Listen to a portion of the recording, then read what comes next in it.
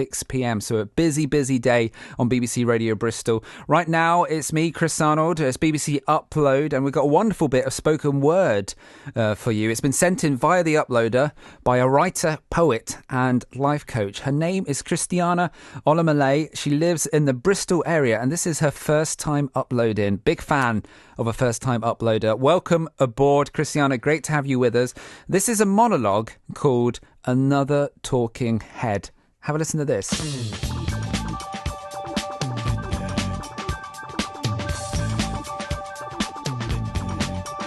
This is a monologue on talking heads.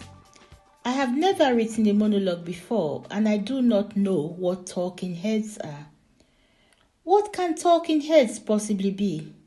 Heads that talk? Who ever heard of them? Do heads talk? Should it not be talking mouths? Surely there's something wrong here. Heads think, they do not talk. As a lady of letters, I shall write a letter to correct this anomaly. But before then, let me just make sure that there are no heads that talk, or else I make a public spectacle of myself if some people's heads actually talk. Talking heads might just mean the school head who never stops talking. Best to find out from Google. Google seems to know everything these days. In the good old days, I would have asked my mother. Mother knew a lot, but apparently not as much as Google. Google has replaced many mothers these days, as children turn to Google for answers, even to the simplest of questions. What happened to Encyclopedia Britannica? Mother used to look in the Encyclopedia Britannica when she was not sure. But where is Encyclopedia Britannica? It's no longer on the shelf. Where has it gone? Gone for a walk? Or has it jogged off the shelf? Jogging seems to be fashionable these days. Lots of talks about healthy living, eating healthy, exercise, and all the things I hate. Nothing about the good old full English breakfast, not even the fish and chips, which I love so much. These are now coming off the shelf as they are being tagged unhealthy. Apparently they make you unfit, big and fat, like a shelf full of Encyclopedia Britannica. So what happened to Encyclopedia Britannica? Have they just flown off the shelf like toilet rolls in a pandemic?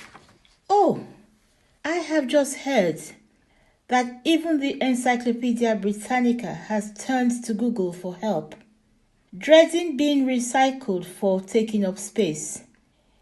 It took flight into Google to find a quiet space. I shall have to resort to Google to find out about talking heads. Same as it ever was.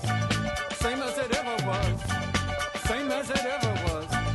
Same as it ever was. Same as it ever was. Google sent me to BBC, and BBC sent me to Alan Bennett. I finally meet Alan Bennett. What a head! He has done so many shows on talking heads. Looks like his head really talks. Have a good look. He is no ordinary head. He is just too clever for me. But I'm glad I can choose which of his heads I want to be. A lady of letters, maybe. Then I can write to the BBC to complain about how they should have sent me a personal letter to tell me about the program. After all, I pay my license fee, so I'm entitled to a personal letter. They should be asking me to approve every program before it is aired. They should know that by now. I should not need to remind them. However, I am much more comfortable being an ordinary woman, living an ordinary life, and not bothering to write letters.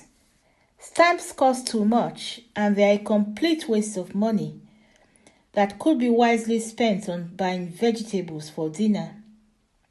I need to catch up quickly on talking heads. The best way is to fuse the titles of all the shows so that I can have a quick overview. I'm soldiering on as it is my big chance to spend my nights with the outside dog in the shrine at the garden in Spain while playing sandwiches in the bed among the lentils as I use the hand of God to put a chip in the sugar before Miss Fozzard finds her feet. Now that I have my own television, I can watch the new versions of Talking Heads on BBC iPlayer. And you can listen as I talk my head off about Alan Bennett and his shows. Bless him. Absolutely love that. First time uploader, Christiana Olomale, asking all the important questions in her monologue, raising some very good points as well. Why are they called talking heads when it's the mouths that do the talking?